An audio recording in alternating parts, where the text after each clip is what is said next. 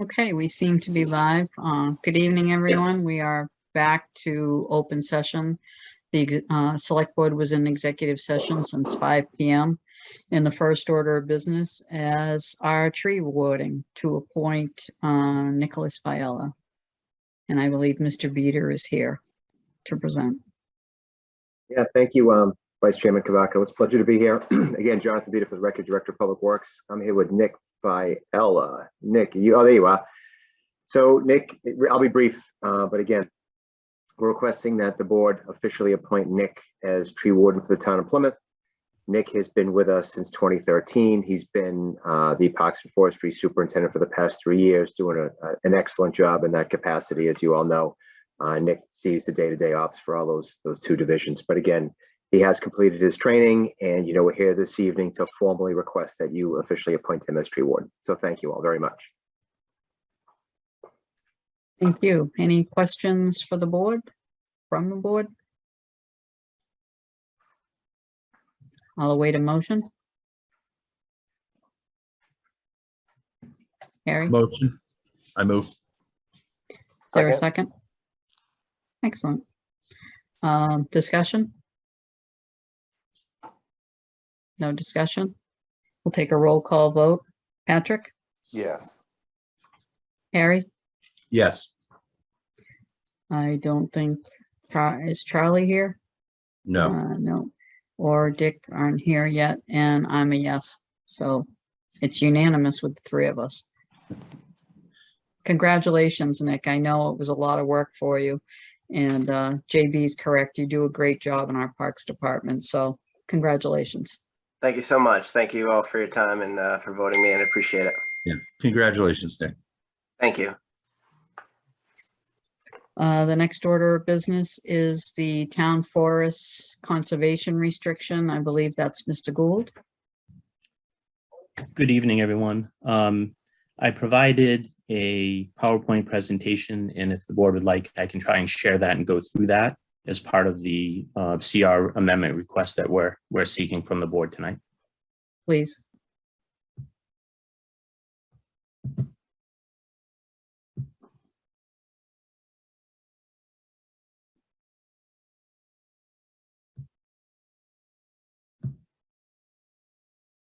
Okay, can you all see that?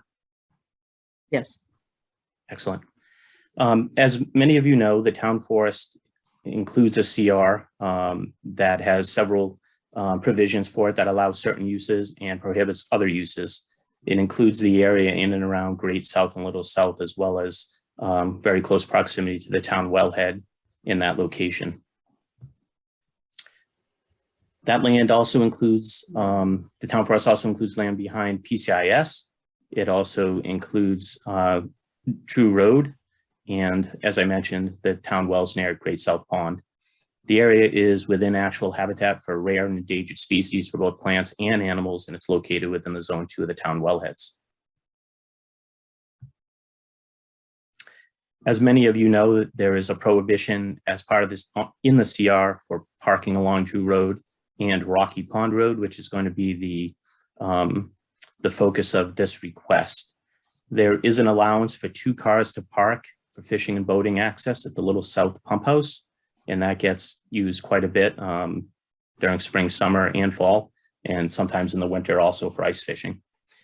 The change that we're looking to do to the CR requires state approval, and the state agency that holds that CR is the Department of Fish and Game.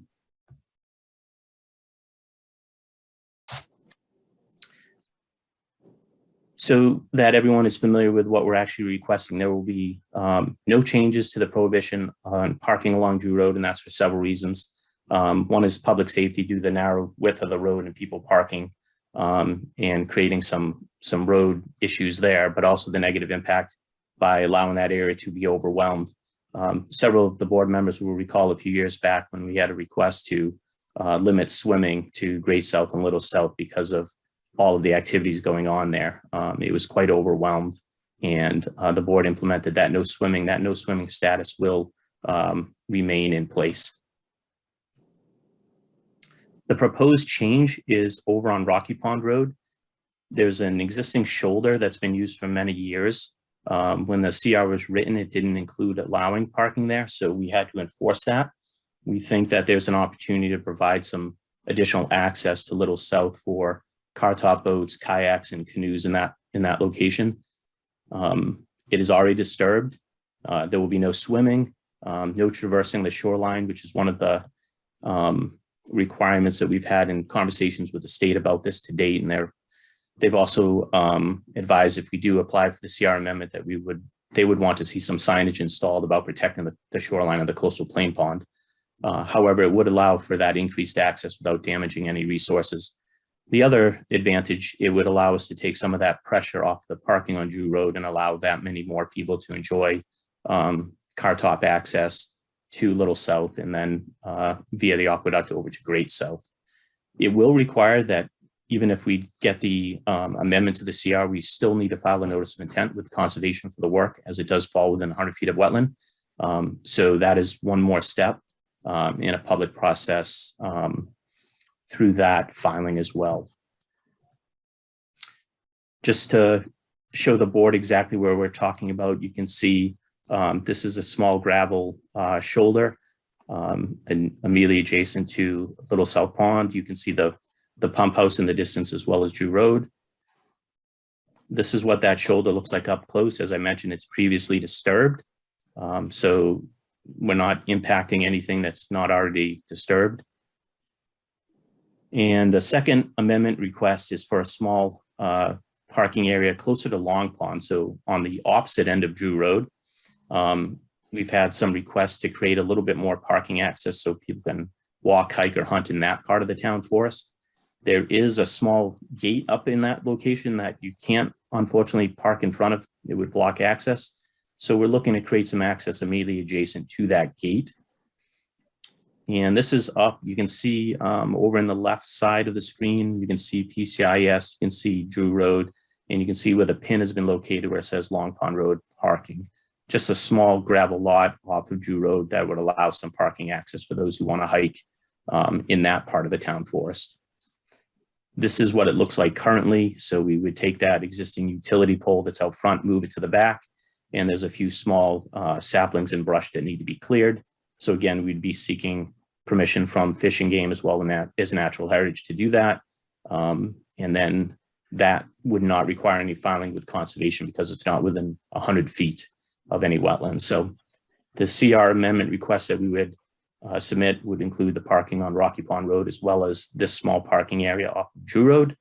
And what we'd like the board to be aware of is that we would, if the board would like us to, we will submit that CR and then also start working on the wetlands filing.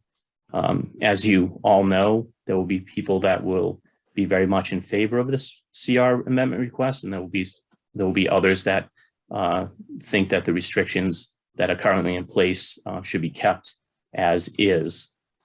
We think that there's an opportunity here to allow a little bit more access to the town forest without impacting any natural resources. So the next steps would be we would submit that request to the Commonwealth and specifically Department of Fish and Game.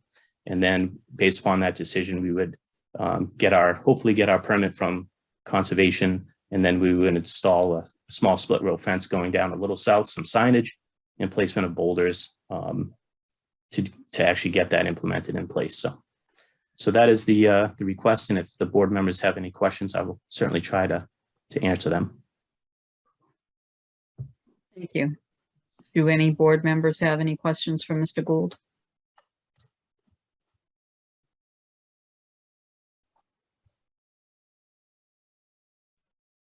No.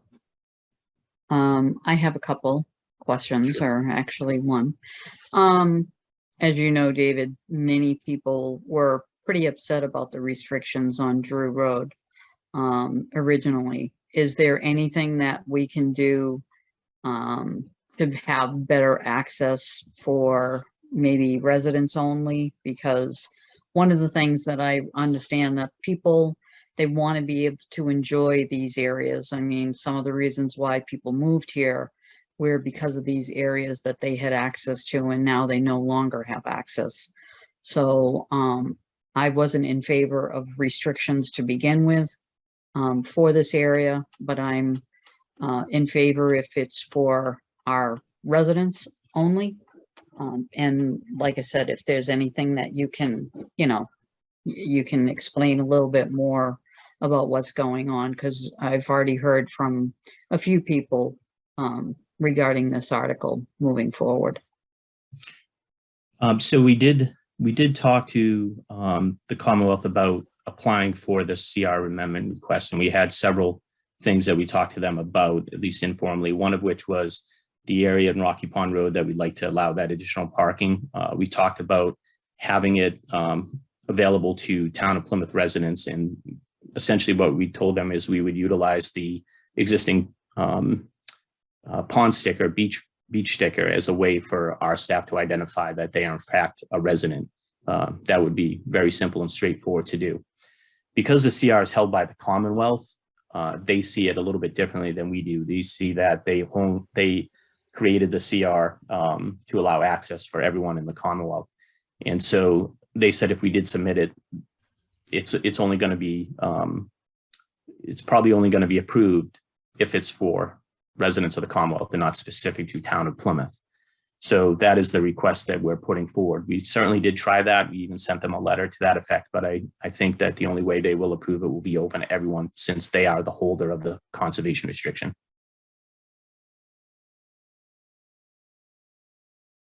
I await the board's action.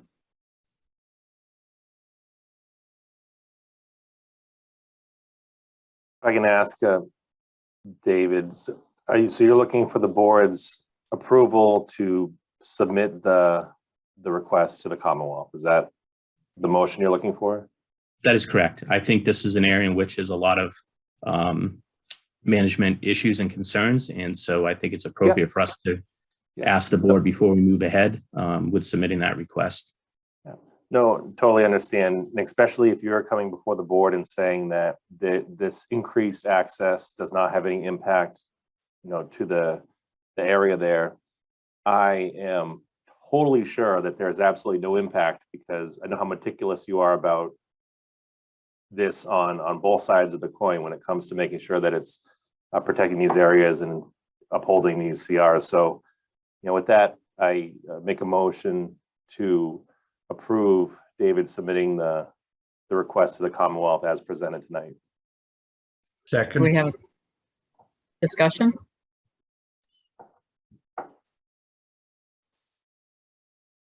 Sorry, guys, I can't see the whole screen, but I'll try and,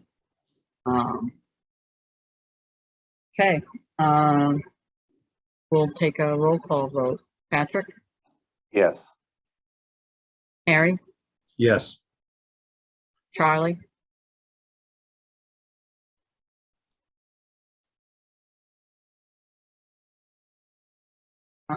and here is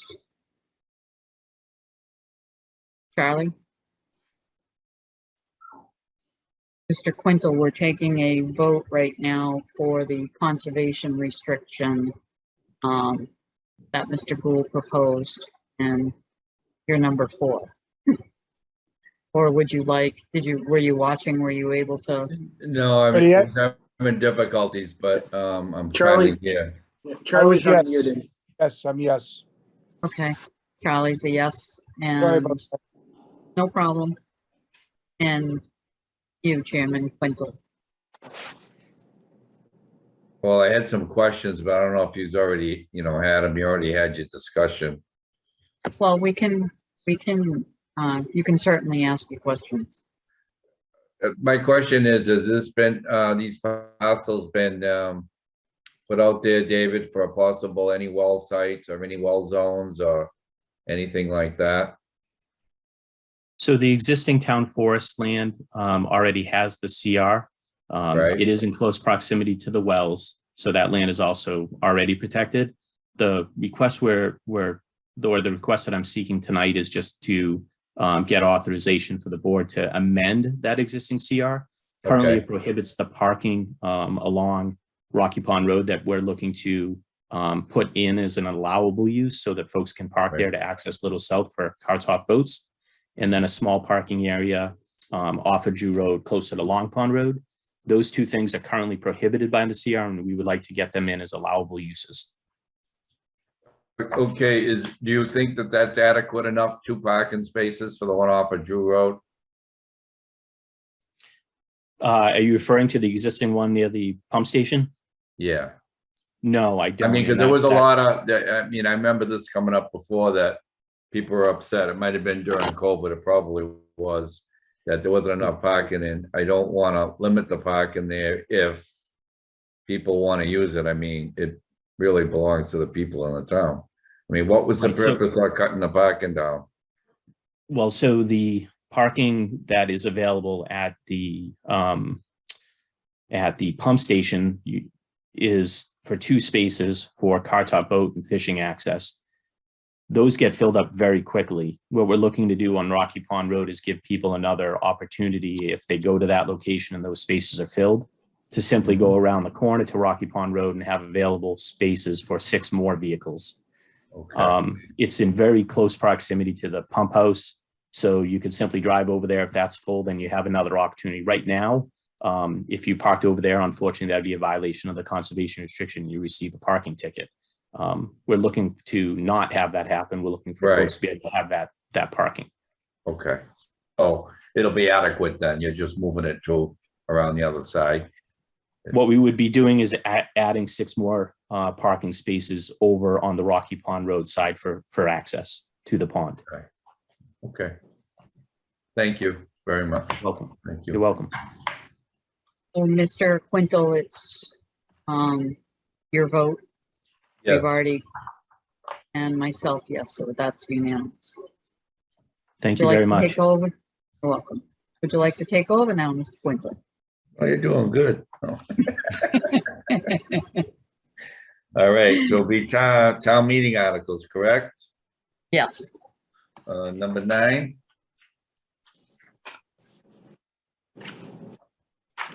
Capital. Lee, who's presenting? Anyone to speak to on this? Lynn Barrett, okay. So you've been given a memo on Article 9 and what the acting town manager, what we're recommending to town meeting. And the provided backup should be a list of those projects that are included in the warrant and a copy of the CIC ranking spreadsheet. And obviously on the CIC ranking spreadsheet is everything that the departments requested, what CIC ranked those projects. And then of those projects, there are ones that we are recommending to town meeting, either through Article 9, the article that you're voting tonight, or other articles that are either on the annual or on the special. A lot of the department heads are here this evening and division heads. If you have any questions regarding any of the specific projects, and then I am also available to answer any questions that you might have. Any questions from the board?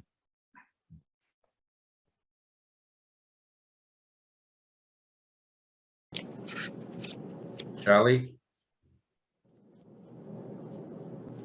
No questions. Okay. I guess there's no questions. Wish of the board? To approve. Article 9. 9, right?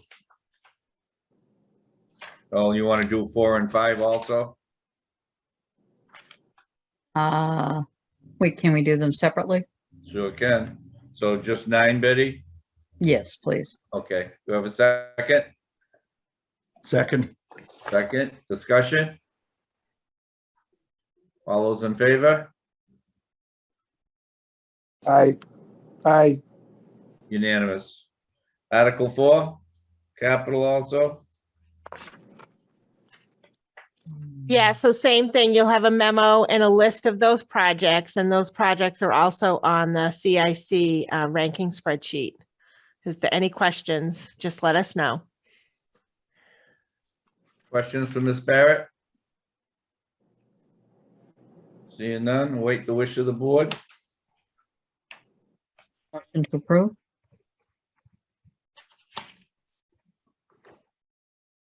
I'll second that. Second with Charlie. Discussion? All those in favor? Aye. Unanimous. Article 5, So Article 5 is the renovation at the Manomet Fire Station. This is a project that they've been working on for a while. The chief is here tonight if there are any specific questions. The funding for this project is coming from some from our existing funding that town meeting had voted previously for 3 or 4 fire stations, and then some ARPA funding, and then the request this evening in Article 4 of the special is to vote the remaining funds, to authorize to borrow the remaining funds needed for this project. I'll make, any, go ahead. any questions from the board? For either Len or Chief Bradley? I guess I just have one, Chief, will that take care of, Station 5 now? Is this the last, what portion of, do we have left over there, or is that completed? This will complete it. What we'll end up doing is building a brand new living quarters and service quarters. We're utilizing the apparatus floor again, like we did over in West Plymouth, like we are doing in West Plymouth. That's just, cinder block and brick. It's easy enough to renovate that to make it look like new. Get rid of any of the asbestos containing material that's in there, and then build the correct support and living space so that we have the zones, the warm zone when they come back from any type of a call and they've got equipment that's in their own gear that needs to be contaminated, and then a transition zone, and then of course the clean zone where they do most of their work. Any questions for the chief or for Ms. Barrett? I'll make a motion. And Second, it can't come quick enough. It'd be nice having, seeing a building with not asbestos on premise on the front door of the building. So this funding can't come quick enough, and this rehab can't come quick enough either. Any further discussion? All those in favor? Aye. Unanimous. Thank you, Chief. Chiefs, Yes, thank you. Article 18. Plymouth Long Beach Gangway.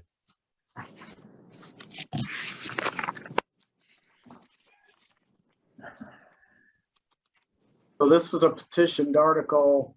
I do not see the petitioners here. Oh. Chris, are they out there?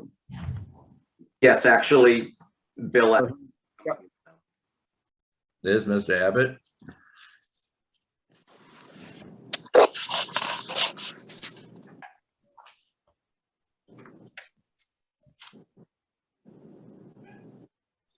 Good evening, Mr. Abbott. Welcome. Good evening, Mr. Chairman. Would you like to give us a little bit of background for this? I believe this is the second twirl for this one, correct? Yes, I was the petitioner. Okay, I'd like to present this article. I've been involved Okay. with, thank you very much. I've been involved with Plymouth Long Beach for more than 20 years.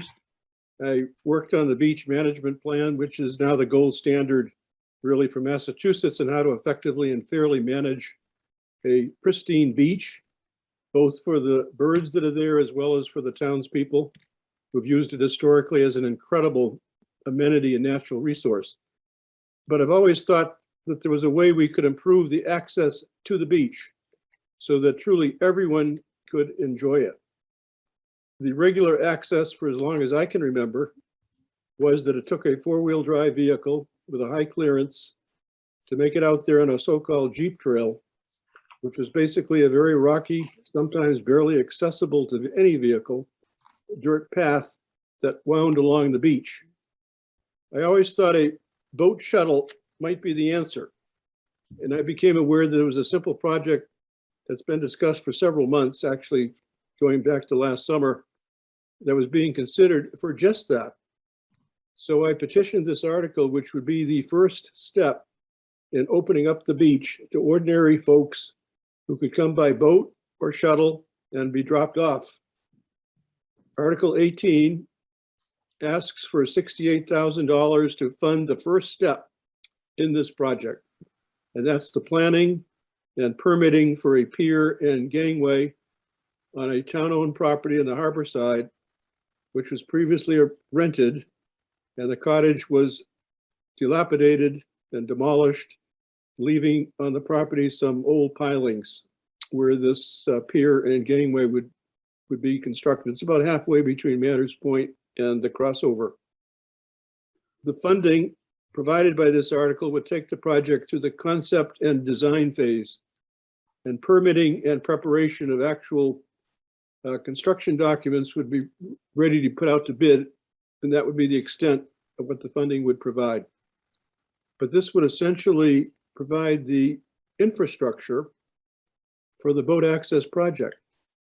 The actual operating program would be the next step after the infrastructure is in place, and the Department of Marine Affairs would presumably work with this board to develop an operating program to make it a feasible, fantastic tourist draw, as well as create an activity on Long Beach that I think would be a tremendous boon to the enjoyment of the beach by anyone, by ordinary folks, ordinary residents. And therefore, Mr. Chairman, I ask for your support respectfully. Thank you. Thank you very much. Do we have any questions or comments from the board?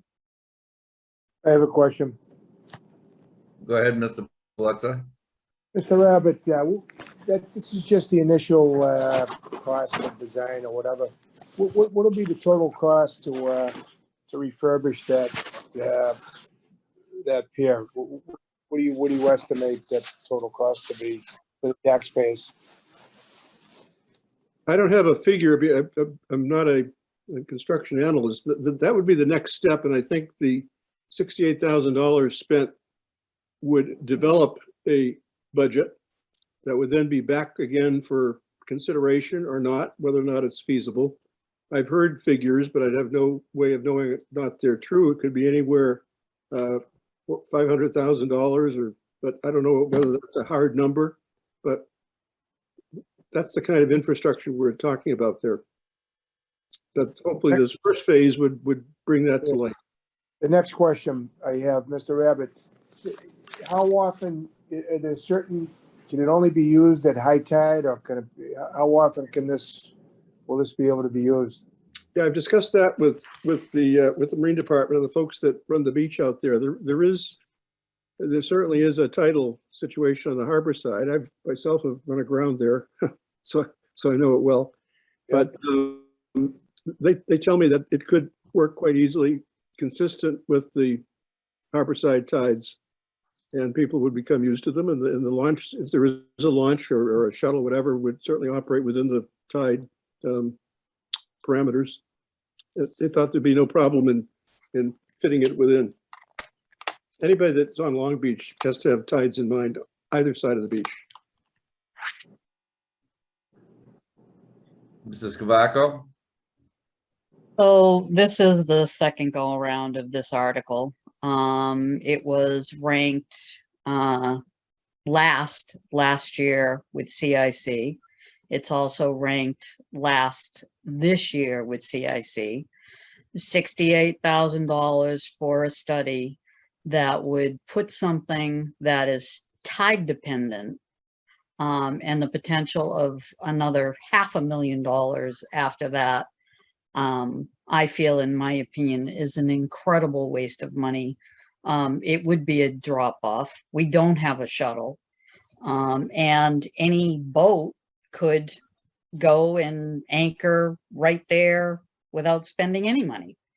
So I will not be supporting this article, especially where it was ranked with CIC as the very last thing that we should be spending money on. Harry? A question about the funding source for this proposal.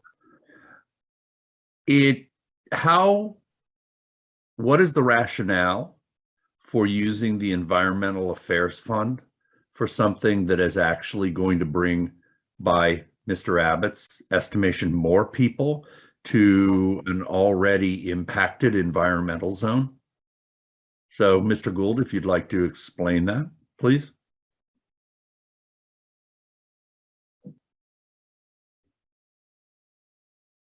Good evening again.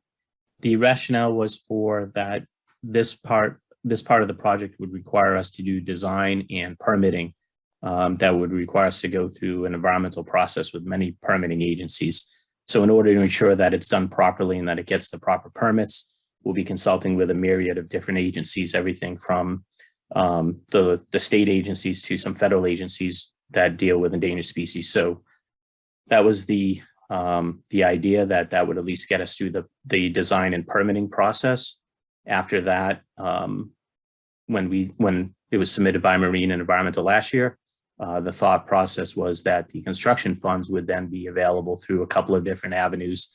One, the state has a program for fishing and boating access that we thought would be available, as well as Seaport, which supports these kinds of structures within harbors. So that would be the sole one-time use of the environmental funds, would be to get it through the environmental permitting process. Okay, thank you. Another question, Mr. Quindle? Sure. Mr. Abbott, in your presentation, it sounded very much in your presentation like we're going to go from having this design study done to actually doing it. Is that in your mind what's going to happen? No, not at all. The $68,000 would be spent on doing the concept, the design study, and it would include actual preparation of construction documents, and then it stops. Then the town makes a decision as whether or not they're going to put those documents out to bid. And at the same time, a program would be, I presume, hopefully, would be worked out as how it would actually be put into operation. And I think people are going to be excited when they begin to hear about how this would take place. For the last 20 years, we've always thought some kind of a way to get people onto the beach without having to anchor and swim in or whatever. What was a much better way of doing it. And in terms of priorities and whether or not a pier for somebody to enjoy a beach or not is a high priority item, I don't know. But the finance committee, we presented it to them a couple of weeks ago, and they voted 10-2, thinking this was a definite amenity that townspeople would enjoy. And it makes the beach accessible now, would make the beach accessible to a whole new universe of people who can't get out there in Jeeps and high clearance four-wheel drive vehicles. Thank you. Mr. Flaherty? This question for Mr. Gould. I know last time we came before with this, the idea was that, again, you'd have the outside funding that would be the longer term completion of the project, but this is coming out of your fund as it stands now. Are you also still fully supporting this this phase of it with these funds? There's no hesitation on your side? So when the petitioners of the article approached me about resubmitting it, I advised them that I wasn't going to be resubmitting it, but they had an interest in doing so. They expressed an interest in using the same funding source that I had identified, which was the Environmental Affairs Fund. And since that money is still there, we thought it was an appropriate project, whether or not it be us as the petitioners or someone else. We still think that's a responsible use of those funds. So I do not object to using it for this project. Got it. I understand. And I think the best part about a project like this is that if you're looking at the future uses of funding, there's real good ideas of where it could come from that's not a part of the town's budget. And we'd always have that checkpoint to decide whether to move forward or not, depending on the source of the funds in the future.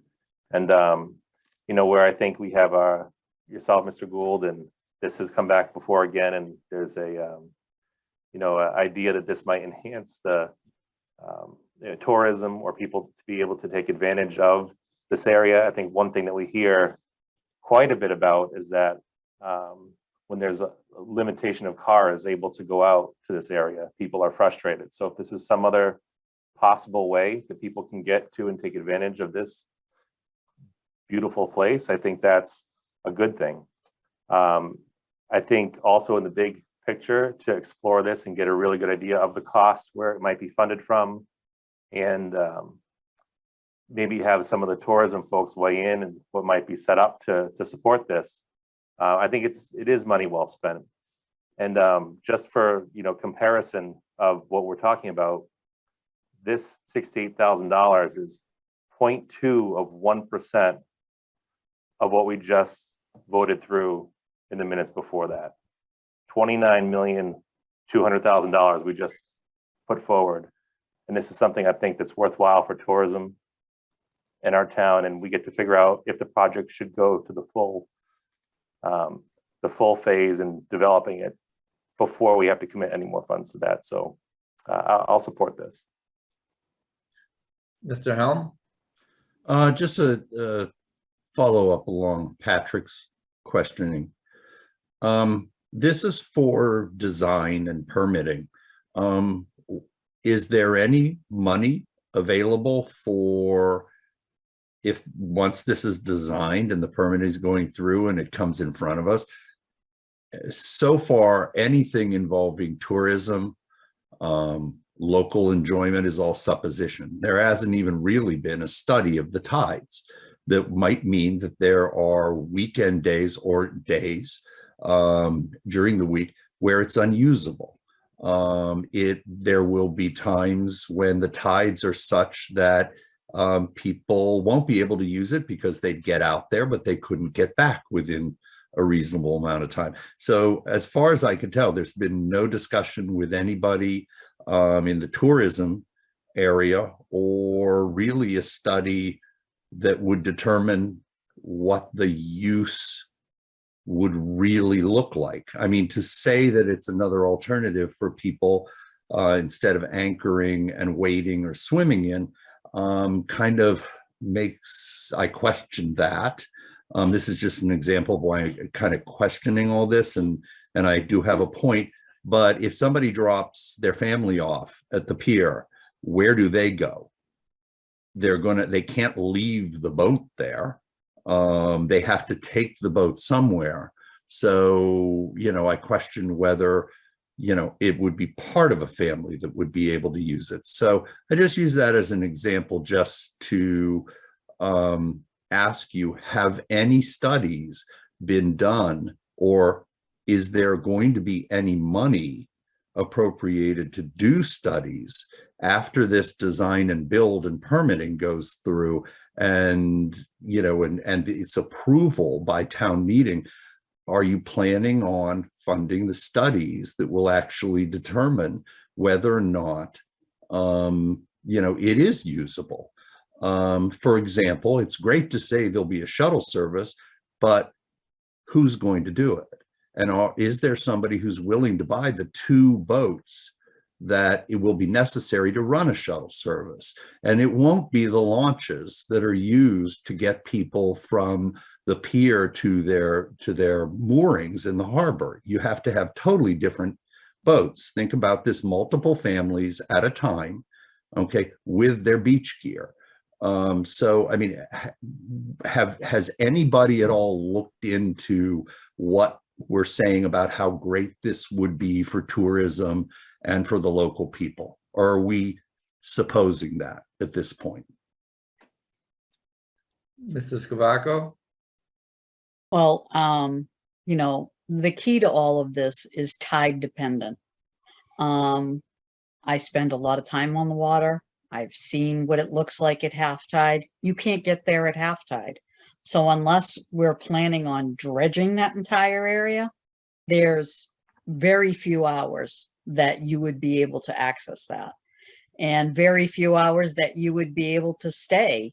And it's all around high tide. So if the tide were to say going out for a good part of the day, you wouldn't be able to use it at all. So I've seen it, no access at half tide, which is a couple hours before high tide. So I just, feasible study, that's one thing, and $68,000, that's a lot of money. Yes, we did spend money on capital projects that, we need to spend money on. It was, a robust conversation during CIC and ranked as the last. I just don't see the need for spending this and then turning around with $500,000 or whatever it's going to cost. And then it'll be like, well, we have to dredge the area so people will, be able to get to it. I just don't think we're in a position to do this. And I think this came up under goldenrod at one point several years ago when all that was going on down the beach. So I just, like I said, I go out there all the time, so I see what's out there. I see the flat. I see people getting stranded out there. I mean, what happens if, you drop someone off and then the family is on the beach and the boat couldn't get back or the shuttle couldn't get back to pick them up? What happens to that family? What do they do? Stay there all night? I think there's just a lot more to this than throwing a gangway or a dock or whatever out there that people will be able to use and people will be able to get good use out of. And I just don't see that. I have a question. Do you think if this was to be successful and moves forward, that it would affect the agreement the town has in place now with the various agencies on the limitations to vehicles? I mean, could that number be altered if they were to say in our terms, well, if you're going to bring people out there by boat, then you can have 50 less vehicles driving over it. That would be environmentally more friendly than the way it's being done now. Is there a possibility that could happen? Because I mean, I definitely wouldn't want to see that happen, but. So I can certainly speak to that. I think that's always something that an appellant of our management plan could propose. We've successfully fought any restrictions when it comes to the number of vehicles getting out there. And I think we as a town would do that again. So I don't see that happening. I'm not going to say that it wouldn't be requested, but we've successfully fought that many times in the past. So I think we would do so again. In regards to some of the title issues, or a couple of some feedback to a couple of the concerns. One, we would never, as part of this project, or even if it was successful in being implemented, would we ever request dredging this area. One, we simply wouldn't do it. That would be a project that I would end up having to do, and it's simply not feasible in that location. Dredging in that location would not be something that we could ever get permits for. In terms of title conditions, there certainly could be some limitations on title conditions out there. What we need to do is to go through the permitting process and see how far we can get a fixed pier structure out there with a gangway, with floats, and that would determine how far out we can get. And that would tell us how frequently we could use those during all the tide events. So once you get that, I mean, I certainly have in mind how far I'd like to get out there. How far we can do that with the permitting agencies is an unknown. You never know that till you go through that process. But that would dictate and tell you how often you could use that, how many hours, how many tides, how many days a month it would be feasible to use that. At that point, you could make a decision whether or not the cost makes sense for the amount of use that you would get. To Mr. Abbott's earlier point, there may be a situation where it is designed and it simply isn't something that's going to get used to the extent we would like based on the cost. So the town could make the decision, you know what, it doesn't make sense to move forward. Or, we can get a fixed pier pretty far out with just for an example, a 40-foot gangway and floats, and it's usable 75% of the time. And that seems to make sense based on the cost. So those are the things we would all learn through the design and the permitting process. And you really don't know the answers to those questions till you go through that permitting process. Okay, Mrs. Cavaco? Yes, Mr. Quintal, I just received a message on or a question actually from a resident, if I could read that. And it Absolutely. said, where would all of these people who would use the shuttle going to park their cars while they go out to the beach? Parking in the waterfront downtown area is already difficult.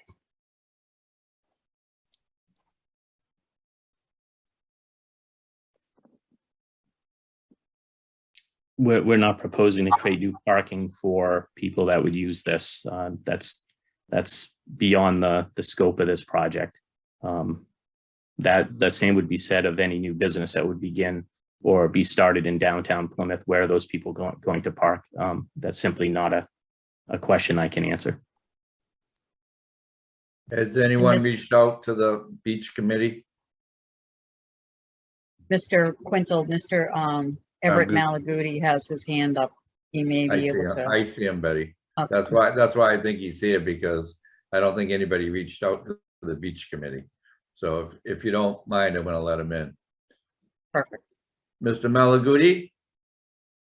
Yes. Everett Malaguti, Chair of the Natural Resources and Coastal Beaches Committee. I am here speaking in opposition for this article for a multitude of reasons. A few of the reasons have already been stated by Selectmen Helm and Cavaco on the parking, tidal fluctuations and all that. And to extend that, if we are going to actually have more access for boats, boats already do anchor off of the point, and when Brown's Bank is available, and kayaks already glide up on the harbor side when it's treacherous on the ocean side of the water on the beach. So there isn't necessarily really a need for boats to anchor up there when there's more fluctuation of tidal events in that area than the other side, where there's deeper water for them to anchor for longer periods, where people aren't going to just stay on the beach for 30 minutes to an hour. They're going to stay for 8-10 hours at times, and the tides will fluctuate greatly within that, causing problems for anchorage and flow.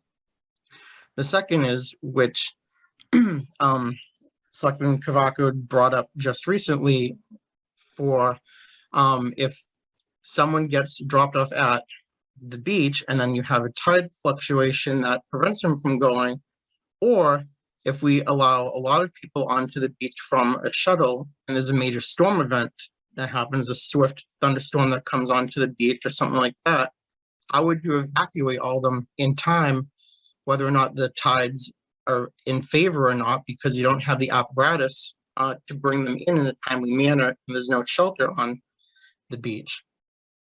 Another point that was brought up by Selectman Cavaco as well too was, yes, in 2010, the Goldenrod Foundation actually did a proposal to the Selectmen of Plymouth stating that they would like to partner up doing a feasibility study for a shuttle service to go back and forth to the beach at a proposal of they cover 50% of the feasibility study and the town would cover the other 50% of the feasibility study.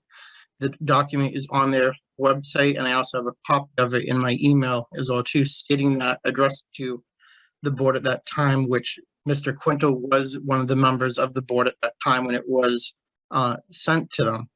The agreement that they were looking at was actually not supported by the board at that time for many reasons related to the back and forth with the town and Goldenrod through legal issues upon the beach management plan.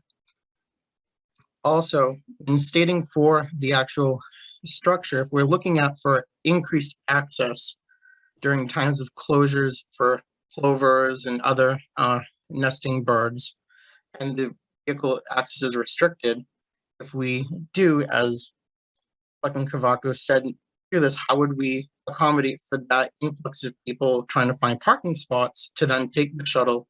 And also, two, if we are going to have the shuttle in operation for that, whether it's through the launch service that's there and they would have to hire people and also expend capital to get the vessels needed, how is that going to really play with people that already bought beach stickers during the closure. So now they have to also pay to go on to the launch to then get to the beach on top of their beach sticker that they already paid for. And this would be a daily occurrence for them to pay for the launch service. It's not a one and done like the beach sticker is that you use in prior season.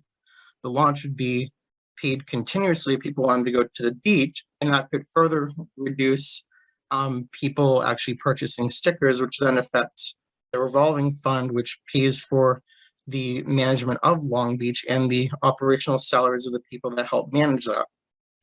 So upon those, along with what the ongoing maintenance issues could be and all that, that have not been fully vetted out, even though it's only a feasibility study at the moment, it's strong evidence in this that it's not a sound proposal to have this go forward, and could possibly in the future challenge us again to go back and forth on, are we allowing vehicles on the beach or not, which will have another huge uproar and possible legal battle into the future. Thank you. Thank you. Any other comments from the board?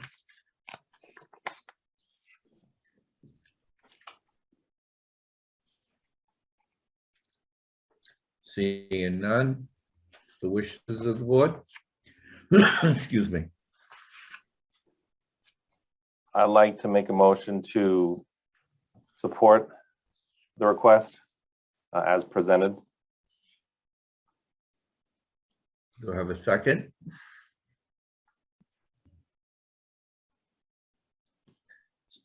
Mr. Helm? I'll second it for discussion and a vote. Okay, thank you. Mr. Flaherty, discussion? Yeah, thank you. And thank you for that, Mr. Helm. So I think the, I heard reasons why this is not good to move forward because there'd be not enough people that use it. Then I heard reasons too many people would use it, would cause a problem. I think that's part of what we're trying to establish is what is the use of this type of a project. And as Mr. Gould said, we wouldn't know until this part's done. This is the learning phase of any project like this that takes this type of funding to figure it out. And there's a lot of things that we do where if you get in a car and you get on the road and you run out of gas, well, it's not the road's fault. I mean, if we put something in here and there's someone who, as a boater, doesn't understand how the tides work or things like that, there's certain things that anyone would have an issue with, whether there's a dock there or not. So I think this is something I would support because we do have that checkpoint to come back and say, yes, this is a go-ahead because we got funding some other way, or it's not because of these reasons. But one thing that I hear every single year by dozens and dozens of people is that they wish they had access to this beach, and they don't when it's restricted for various reasons. And I think this is a good way to explore giving the residents another way to access this beach. That's why I support it. Thank you. Any other discussion? Mr. Helm? It's clear by the non-answer to my question that no actual studies have actually been undertaken or are proposed as part of this to see what usage would actually be. So we're being asked to spend $68,000, okay, to create a design, yet there was no discussion of once we have the design and the permitting, we will then also do a study or use the data to do a study before we go ahead and propose spending minimum 500,000 and not answering any of the questions about more people out on a beach with no facilities whatsoever for urination or defecation. Well, there's the ocean, but for at least for one of those, I mean, I'm just concerned that we're going down a road that Plymouth goes down and has historically gone down of an idea that's not fully thought out, going ahead on its own, having an inertia of its own that causes it to go forward regardless of any additional information that's needed to be done. And then we end up spending $500,000 or more on something that doesn't get used. It would seem to me that it would be incumbent upon, and it may actually improve people's ability to get there. It may actually improve tourism. Although I do think it was a valid question about where are they going to park if the launch is coming from town. But we don't know that.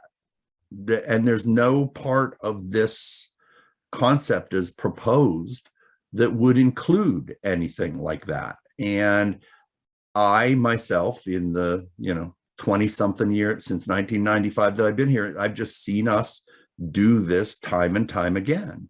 Ideas that are worthy of study, even the studies aren't fully formulated, and we go ahead with things that end up not being a good spend of the money. If, at some point, this came forward again with an additional study of the actual benefits, revenue benefits, actual benefits to townspeople as part of it, I would probably support it. But at this point, it's a half measure, and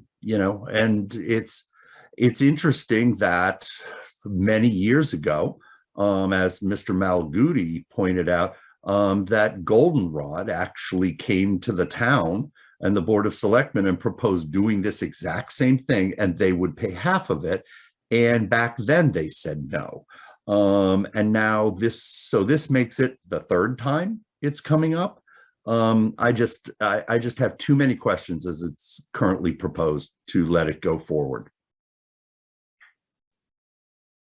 Any other questions from board members or comments? Seeing none, and bring it to a vote. Mr. Flaherty,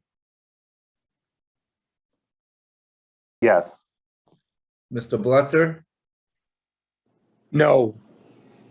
Ms. Scavaco, No, Mr. Helm, No. and myself, no. Does not carry. Thank you. Seeing of the time, we have the Forest Legacy on at 7:30, and that we're running a little early. So we want to talk, do the town manager's report, maybe? Mr. Hartman? Sure, I have a handful of things. So I'd first like to point out that last Friday, the planning board has created a task force to start the process of updating our master plan. It's well over a decade old now. So that committee was formulated and they had their first kickoff meeting on Friday. We've created a web page to move forward, but again, that process of beginning to update our master plan is underway. I also would like to report that last Saturday, I first want to thank JB and his crew, Chris Horvitz and his staff, as well as Karen Keene and her staff. We held a Saturday session of making COVID test kits available. We gave out 4,112 of those kits to 172 residents. So that was very successful. And if anybody out there is watching and they want test kits, you can still pick them up during normal working hours, either at the Board of Health or at the Emergency Operations Center, which is in Cedarville on State Road behind the fire station in Manomet. Also, let's see, we have received a $300,000 grant through the Board of Health. It's a grant that goes with the towns of Carver, Kingston, Plymouth, Plumpton, and Wareham. And this money will be used to support a social worker as well as an epidemiologist to help support the communities and some of the health efforts that are underway there. And then finally, we have received a memorandum of understanding with the police department and the Children's and Family Services. This is a program that they're going to start, a pilot program, which would take and embed a trained licensed social worker in with a police officer, and they'll be able to respond to issues where you have a behavioral or mental health crisis issue going on. So again, this is a great kickoff program to have some trained licensed social worker go to some of those situations that we've heard about all across the nation. So it's a great innovative technology that the police chief is trying to implement in the town. So I think that that's just like a great, something different that we're doing in the police department. And those are the quick little items that I have for tonight. Thank you. Okay. Any questions or comments for Lee? Mr. Mrs. Chairman. Cavaco? Yes, I actually had a question and I should have asked regarding a budget question. And I know that when we were putting together the Beach and Pond Committee, we had discussed having a separate private security company be able to go along all these ponds and beaches and be able to ticket, to take that burden away from our police officers. From my understanding, going through the budget and looking at any of the line items, I don't see that in there. So I'm assuming that our previous town manager did not put that anywhere in the budget. And if I am incorrect, maybe Lee, you can enlighten me or have a plan of how we're going to move forward or any of that.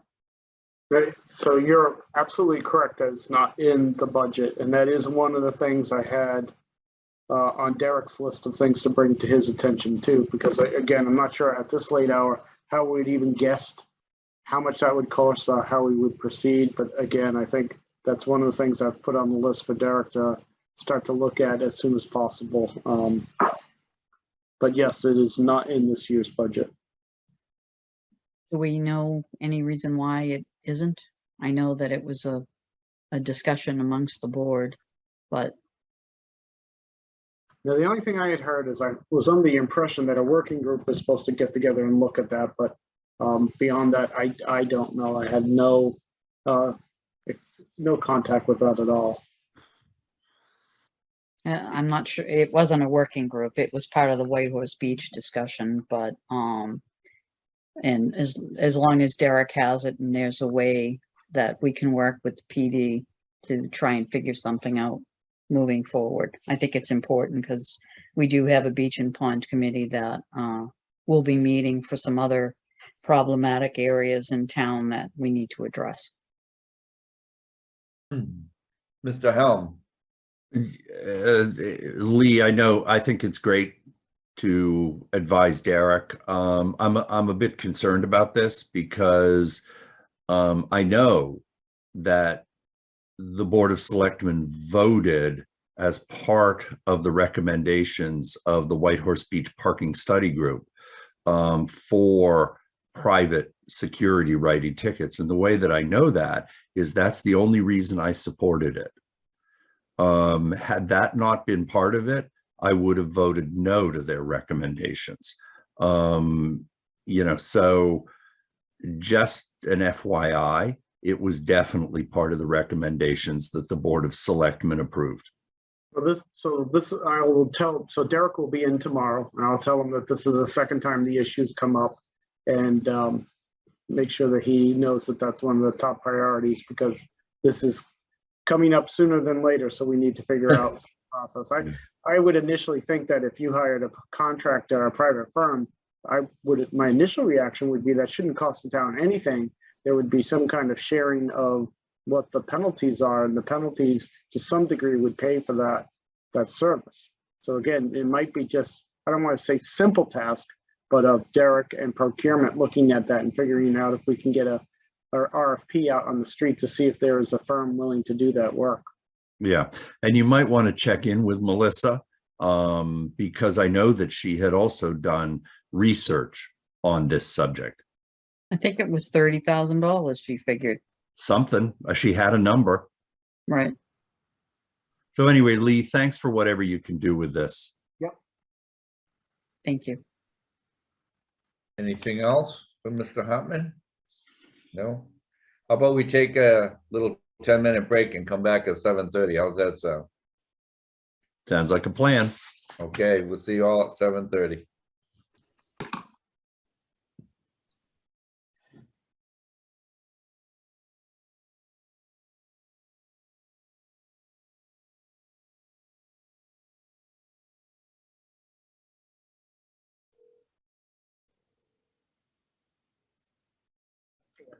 That fuckwad Bill.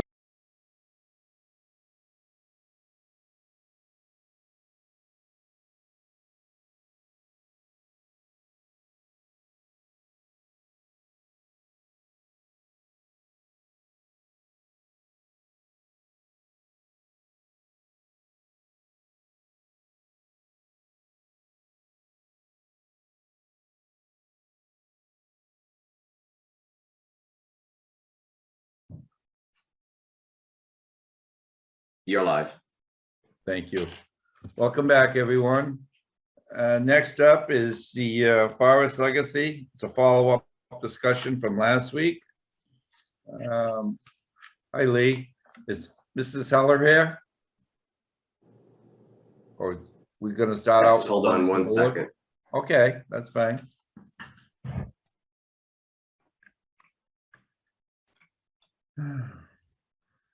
Here we go.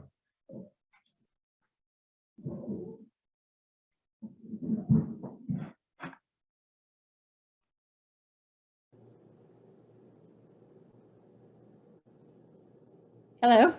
Hey, good evening. How are you? Very well, thank you. I'm hoping that Mark Withington and Lindsay Nystrom will also be joining us. Do you see them there, Chris? I think Mark's coming on now, right? Good evening, Mark. Good evening. Awesome. Well, thank you for having us back a second time to discuss the Forest Legacy grant proposal application. Oh, good. I see Lindsay Nystrom is here. Welcome, Lindsay. I am Cheryl Heller, and I am speaking for the Massachusetts Coastal Pine Barrens Partnership. And Lindsay Nystrom is joining us. She is the Forest Legacy Program Coordinator for the Department of Conservation and Recreation. And Mark Withington, who is the founder and director of that's the Pine Hills Area Trails System. And what we thought we would do is run you just quickly through the presentation we gave you last time as a brief refresher.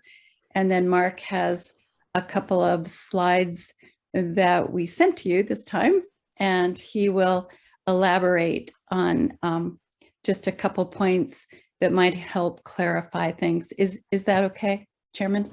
That's fine. Proceed, please. Hey, Mark, thank you. Great. Well, thank you, everyone, and good evening. I'm hoping you can see a screen that says Imagine If on the top. Just one screen. Okay, so thanks again for the opportunity to return and answer questions.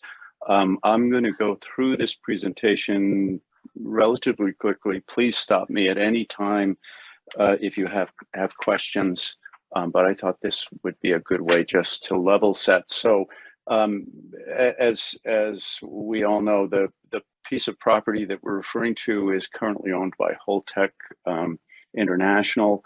We're posing the question, imagine if the town could capitalize on this to conserve and protect wildlife, climate, biodiversity, and open space, to promote non-motorized year-round outdoor recreation for residents and visitors, and in doing so, provide economic growth and tax relief through increased tourism visits and extended stays. The concept would be consistent with the answer study that was conducted, I believe, back around 2000, when it talked about the wishbone or open space corridor that would connect Ellisville Harbor Park to the state forest. It would have a number of additional benefits in terms of the zero carbon goals of the state, conserve and protect rare coastal pine barrens, and encourage outdoor recreation as well as education for visitors.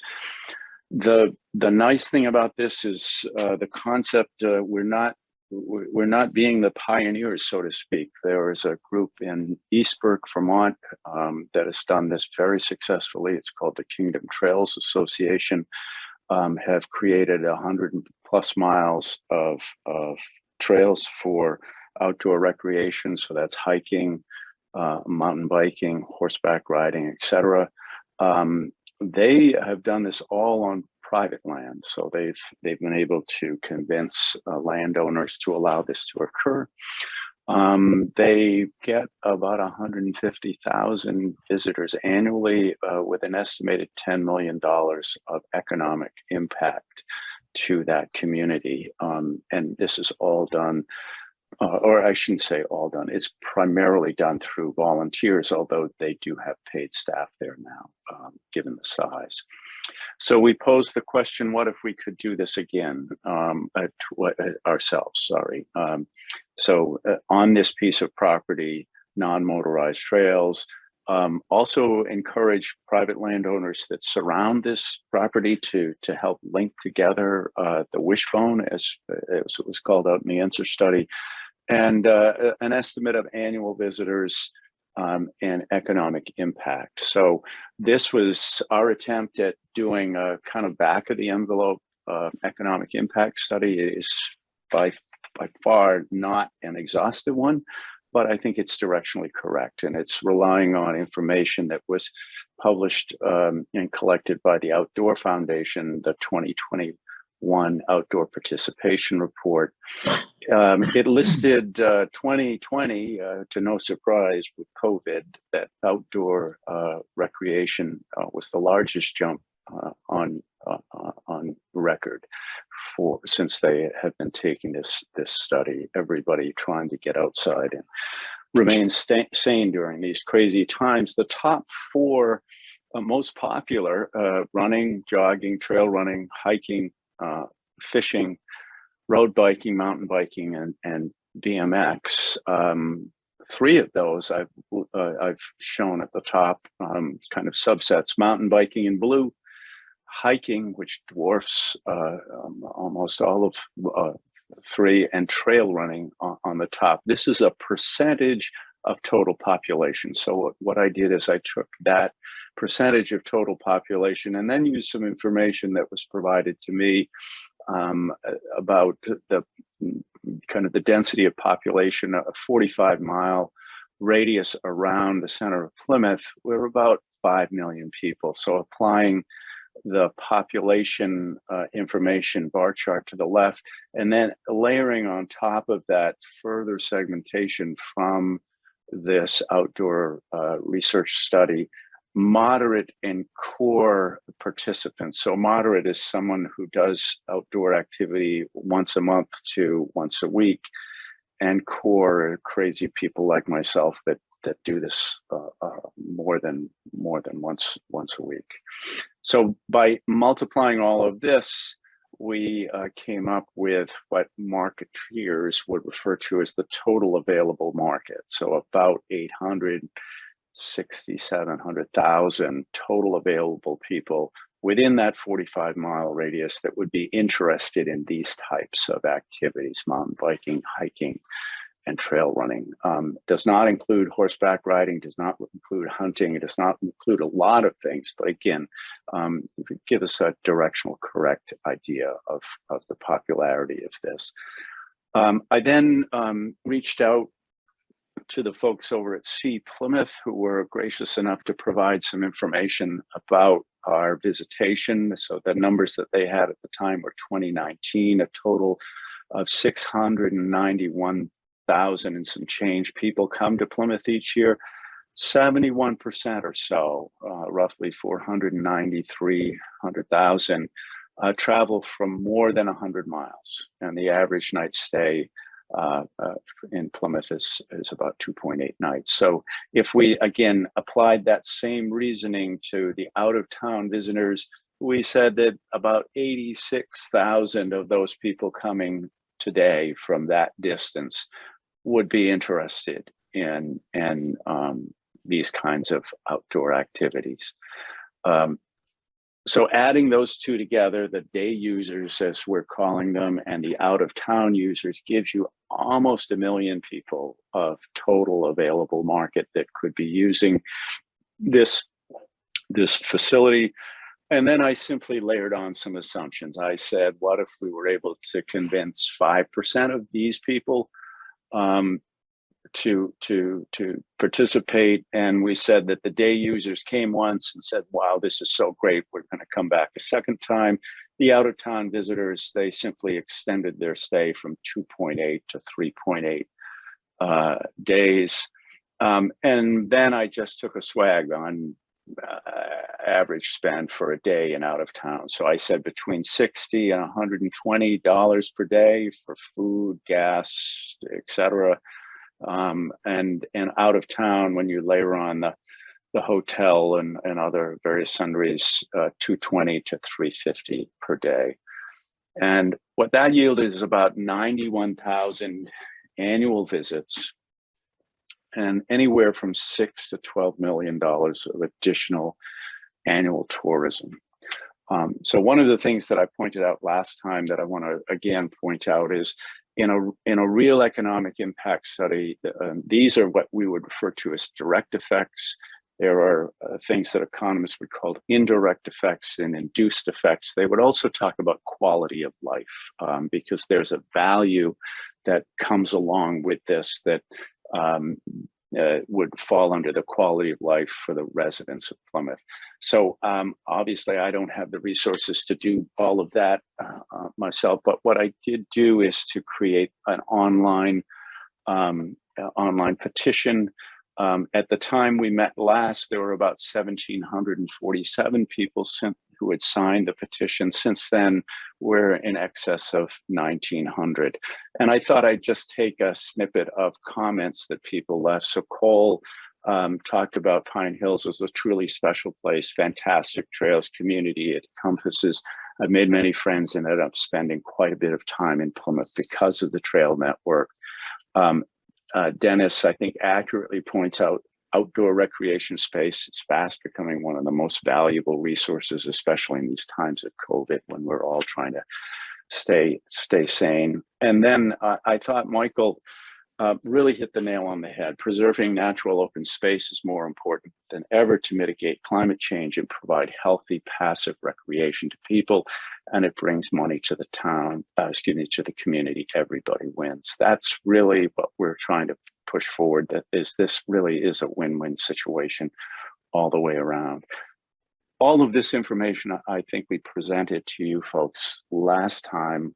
I'll take a breath if there were any questions. Otherwise, we have maybe 2 or 3 more slides to go. Okay, I'm going to just push on then. And so when we answer the question, could we do this here? Certainly, we have more than enough of property to develop the trail system. 90,000 estimated annual visitors, 6 to 12 million estimated annual economic impact, and trails maintained by a network of volunteers, which we can discuss later if necessary. So we're coming up with kind of a slogan of imagine a new way to explore Plymouth, FATS being the Pine Hills Area Trail System. What we just wanted to talk about tonight is on the agenda. What we're looking for tonight is support of the Forestry Legacy Grant Program. So the Forestry Legacy Program, in order to qualify, you have to have all of these, or at least some, let's see, I guess it says to contain one or more of the following important values, with the exception of riparian and hydrologic areas. All of these other aspects are contained within this piece of property. And then finally, in terms of the piece of property, this is important for us to delineate that there are, in a sense, 2 classifications of the property. There's the property that's currently licensed that Holtec is decommissioning. That's highlighted in yellow. And then there's the unlicensed property, which is highlighted in blue. It's the property in blue that we're referring to tonight. This piece of property is still being decommissioned. This is something for future discussions as to what the town would or would not like to do with that piece of property. This piece of property contains about 10 different parcels. And what we're looking for here, although we're presenting to you, we're really looking for is more as the collective, us, the town, would decide which of those 10 parcels would or would not be preserved, would be purchased with this, with these funds. But at this point, really, what we're not trying to tie the town to anything more than endorsing the concept so that the grant could be submitted.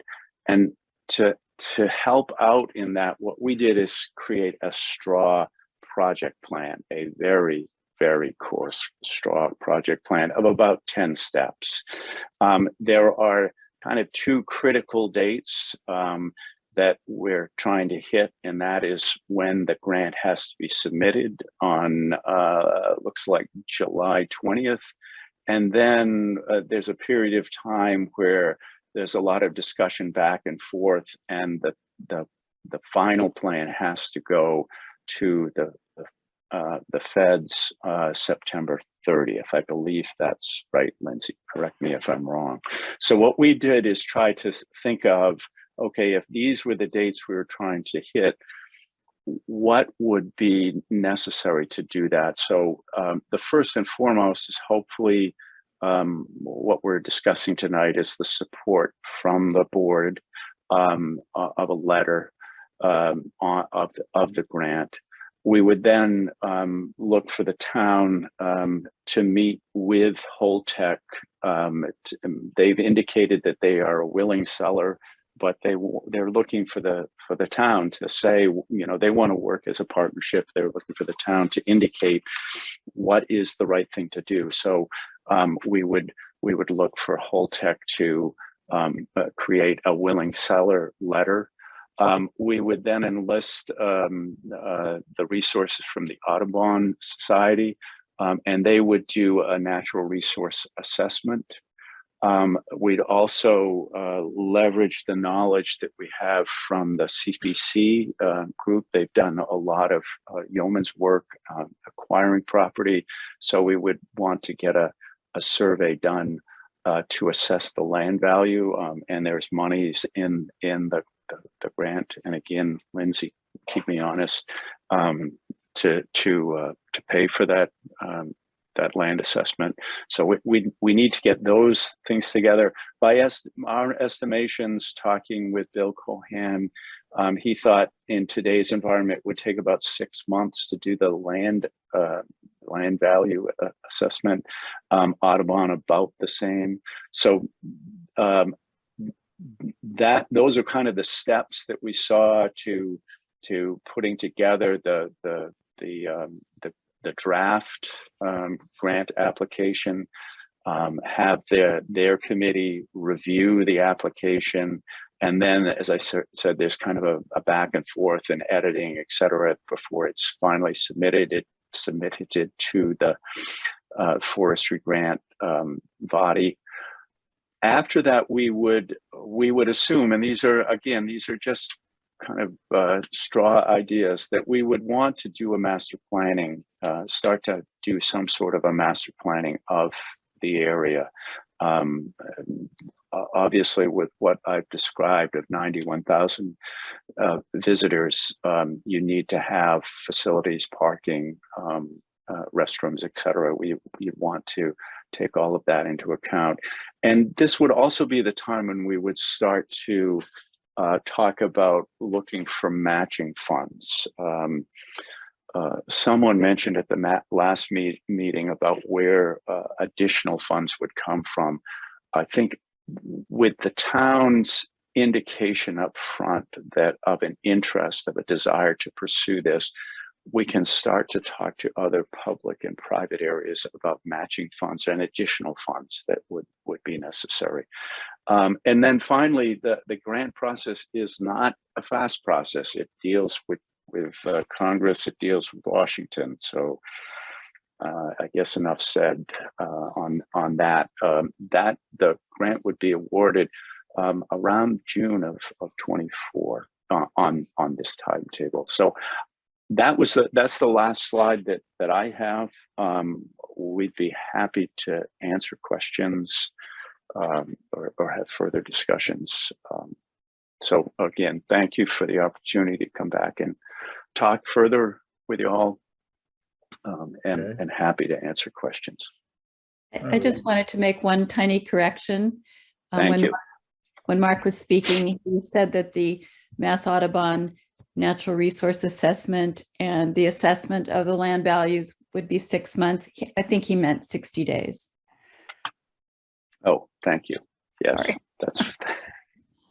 that's right. On both the land and the environmental inventory. Yes. Okay. And last time I kept sharing my screen. It looks like I'm no longer sharing, so everyone can see one another. Okay, good. Okay, thank you. Any questions from board members? Mr. Helm? Then Betty. Hey, Mark, good presentation. And Thank you. Cheryl, thanks for the slides in advance. A question for you on the timeline. I know that somewhere in the packet that we got from you that the Wildlands Trust wrote a letter to the Holtec representative mentioning what your two groups were proposing. Has there been any feedback on their timeline? And do you feel that this timeline is in sync with what's going to go on with that property? I'm a little confused. Wildlands Trust wrote a letter of support of the grant. No, let me read you. Okay. Sorry, got to dig for it. Back in November of 2021, from Karen Gray, the president of the Wildlands Trust, dear Mr. O'Brien. So it was to Patrick O'Brien. Dear Mr. O'Brien, Wildlands Trust Incorporated is writing to express our determination that the Holtec non-NRC licensed parcels should be protected forever for conservation and recreational purposes. The Massachusetts Coastal Pine Barrens Partnership is planning to apply for a U.S. Forest Service legacy grant to acquire the property for permanent protection under the management of the Town of Plymouth Conservation Commission. We would like Holtec to know that Wildlands Trust Incorporated supports this effort. So I was wondering, had there been any response? Have you been in touch with them? Just a question about the timeline as proposed. Do you feel that that it's timely, that we'll be able to work with Holtec, at least in terms of timeframes? Yes, Mark pointed that out on his timeline of if we assume that if we have a letter from you by the end of the week, that we will immediately try to arrange a meeting between Holtec, our interests, and the select board, and that we should be able to pull together a grant application in the time that we have indicated, with the help of Lindsay. Okay, I mean, and you do feel that jives with Holtec's plans for making a determination about this parcel?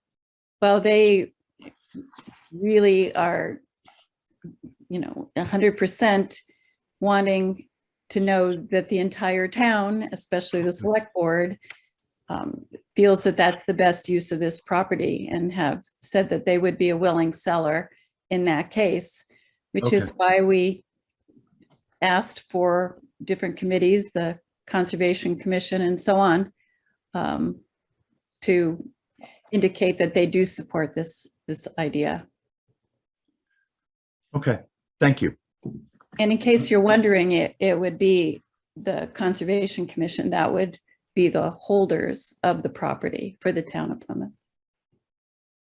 Okay, that's where I was gonna come in. In order for me to support any of this, it all has to be for the town of Plymouth, through the town of Plymouth.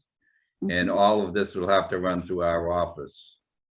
And that's the only way that I will ever support this at all, any which way of it. I like a lot of the ideas, but on the other hand, we haven't got to this point yet, which I've been trying to say nicely in negotiations. I think in fairness, without putting everything on the air, what we're trying to do, at least run it by our special counsel, who is driving the bus really, for negotiations, because this will be a part of negotiations. And by no means do I ever want to be in the position where I, as a selectman, is, negotiating against you for the same purpose of the town of Plymouth. I hope I made that kind of clear. I'm not, in other words, I don't want us all bidding each other and putting different and confusing the pack. So all of it's logistical. I think we have to run it by council. I think they have to, he has to give us some kind of a game plan and a schedule, and we can, we can have this discussion again. Not that I'm trying to put it off, but we have to work in harmony in order to get to where we want to be, because we just left the meeting a little while ago. And this is really nothing to do with this, but in a way it is. The town can no longer go forward and not have any plan for any kind of economic development or any other kind of income, which this is good, trust me. But for too many years, nothing's really happened. Everyone looks at the budget and expects the budget to do magic. The budget's going to pay the increases for the employee. The budget's going to build new fire station. The budget's going to build more wells and water systems and add people. It's not. It's only going to decrease especially with inflation. So as much as I love all the budget stuff, we can't always be one-sided. We got to be just as creative on the other hand, and that's why we have to have a little balance. I don't mind the board moving a letter forward, but it's going to have to, in the strictest being of, under the management of the town of Plymouth and the select board at the present time. And then as we get into this and conservation and whatever, I don't know the game plan is what I'm basically saying to everybody. I know you've done your homework, and the reason I didn't reach out to you, Mark, I got your cell and all, but I figured there was nothing really in here I really didn't understand. And that's really been my only concern, is that the town of Plymouth cannot be, one, working against each other, meaning all of us, and two, we have to have a plan, and it has to be run through legal counsel, which we're not going to put on the air naturally, because then everyone's going to know what we're up to. So we need to stay on the same page and make a plan together. That I agree with. So I think Lindsay will confirm that this has to be a town initiative. Right. This isn't a partnership initiative or Wildlands Trust initiative. This has to be all of us working together. Yes. And there are plenty of places where you can jump off without any repercussion whatsoever, including the natural resource inventory and the land value inventory.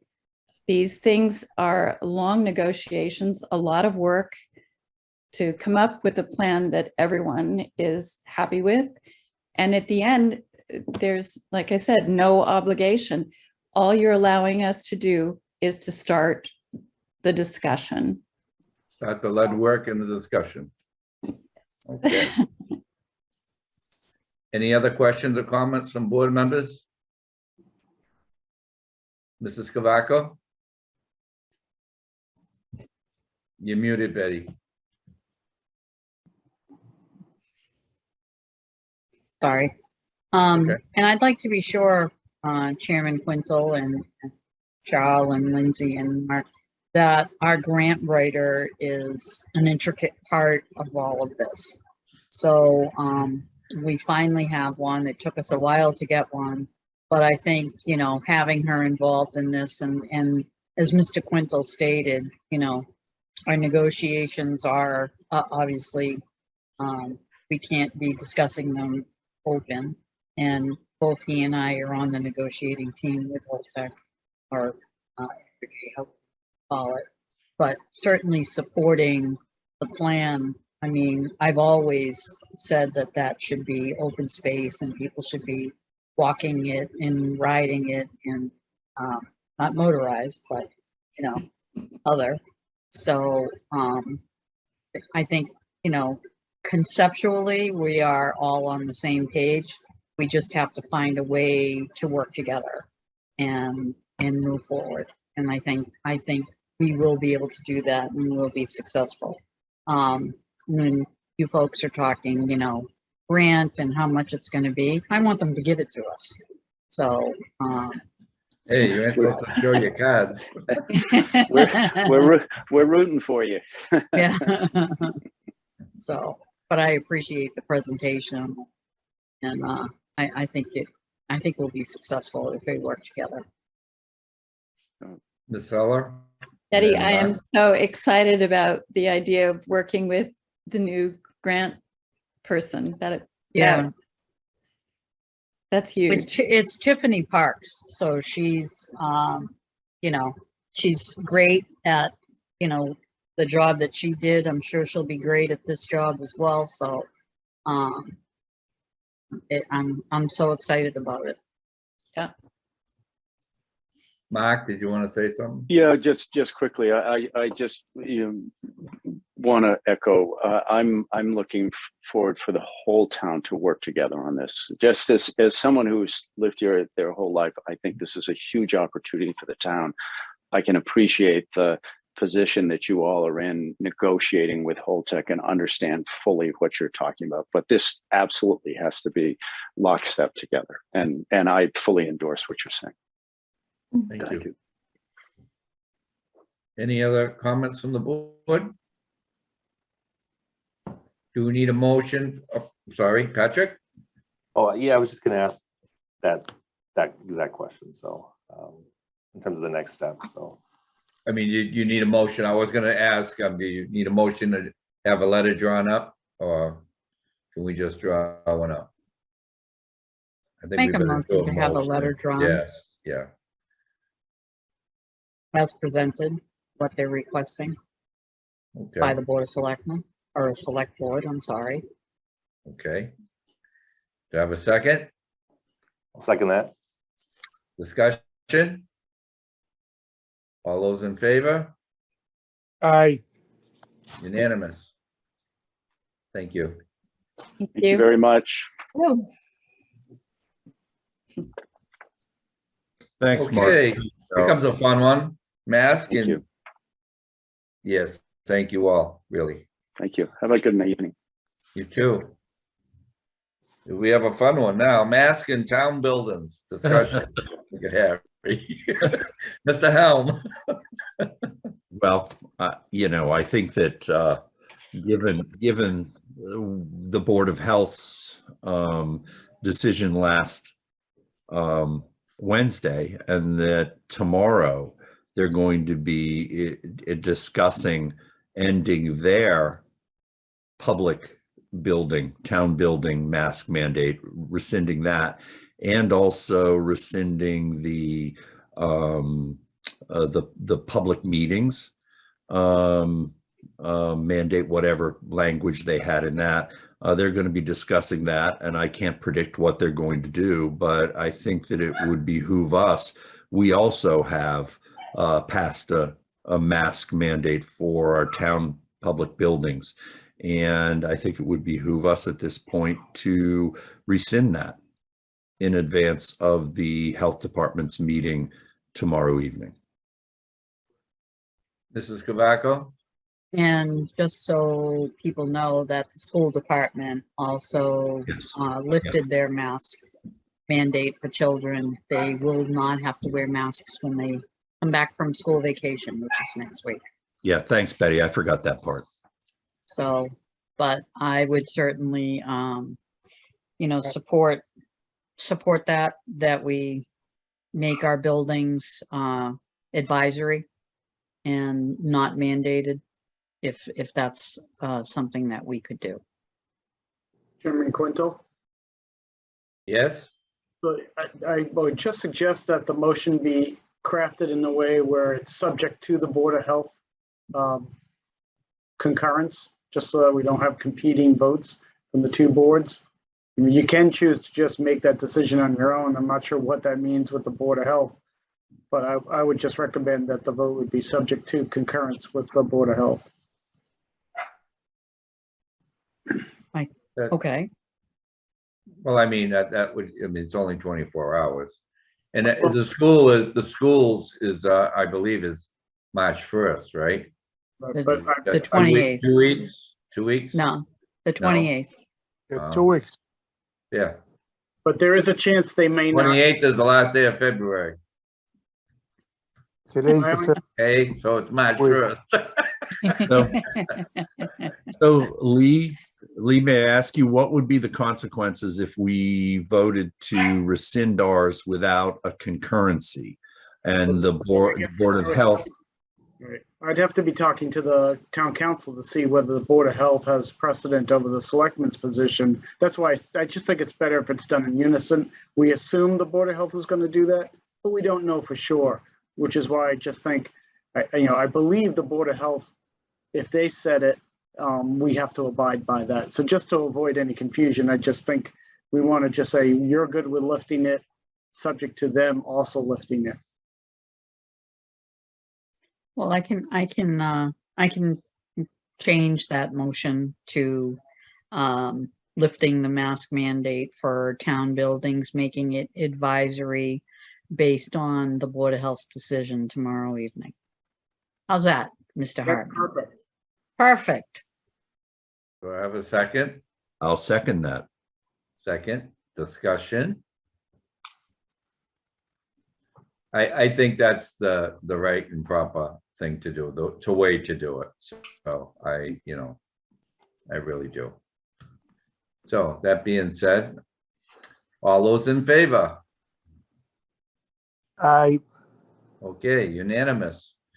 While we're right here in this little placeholder, because I thought we'd be talking about when are we gonna go back to real meetings? So it's gonna come up, so we might as well just have the discussion right now. What do you think? We Well, don't I meet think- now, we should be meeting in person. Correct. That's my feel with it. But we should also do a hybrid, just in case. For those that you know. can't, sure. I mean, Right. but I'm willing to meet, so. I think there's still a little time where, Lee, is it somewhere in March? Because of FinCom, if we were to move to Wednesday nights, so we really need to have this discussion and give Lee and Derek direction in which way we wanna, as the board wanna reach out to the planning board and see if one wants to go to Wednesday, or do you want to dig in what, Harry? But why can't one go to Monday? I mean, historically, I believe that there was a reason that the planning board was Monday, the Board of Selectmen was Tuesday, and the FinCom was Wednesday, so that they weren't on top of each other. I think if we were to move to Wednesday, we're on top of the finance committee, and particularly during the run up to town meeting, the ability of the residents and town meeting members to watch the finance committee meetings in real time, I think as opposed to on a weekend when they're busy with other things, I think is a valuable sort of thing. And it just, for us to move to Wednesday, and no one to move to Monday, it seems like we're leaving Monday open when historically there was a reason that one of these three boards met on a Monday. So I can tell you from a long time ago that the boards for most of my career both met on the same night. And it wasn't until the live presentations of meetings came into effect that there was any discussion of moving nights. I would also point out that on Monday nights you have the school committee too. So there's always a possibility of a conflict because the school committee meets too. I'm not sure what the viewership of planning boards, selectmen and school committee are, but Monday night is school committee night too. So I think there's a conflict any night of the week. Well, unfortunately, you know, people want to be at the planning board meetings. People want to be at select board meetings. So that's the conflict that I see. We're both, you know, pretty important boards, not that all the boards aren't, but, you know, it's unfair to the residents that they may have something in the planning board, but they also may want to watch something that the selectmen are addressing from our agenda. So we have to figure something out, how to get the select board and the planning board on 2 separate nights. I think everything else, FinCom, we shouldn't be impinging on a Wednesday night unless we decide to go on a Wednesday night after town meeting. Because right now, FinCom is in town meeting prep and they're meeting Wednesdays and Thursdays. So No, I know, I've already had this discussion with them. I wouldn't do that to them right now, right, knowing where they're at, but I'm Right. talking about moving forward. Eventually, we're gonna have to have the discussion, so right. I thought for sure somebody would bring it up tonight, but Mhm. No, I mean, I've offered the planning board, and there's gonna be some people that don't like it, to use our room on the nights that FinCom was in session also. If they were to use it on a Wednesday, I didn't have an issue with that. And that only one board, just the planning board. So, and trying to appease everybody. So that way we could be Tuesday, they could be Wednesday. Then if FinCom was meeting in their sessions, getting ready for town meeting, they could use the Great Hall, and the planning board could gladly use the courtroom that no one's ever been able to use except the select board. You know, as far as I know, but I don't have an issue with that. You know, them using it for that. Now, I would also point out that let's just say it's a planning board on Wednesday night.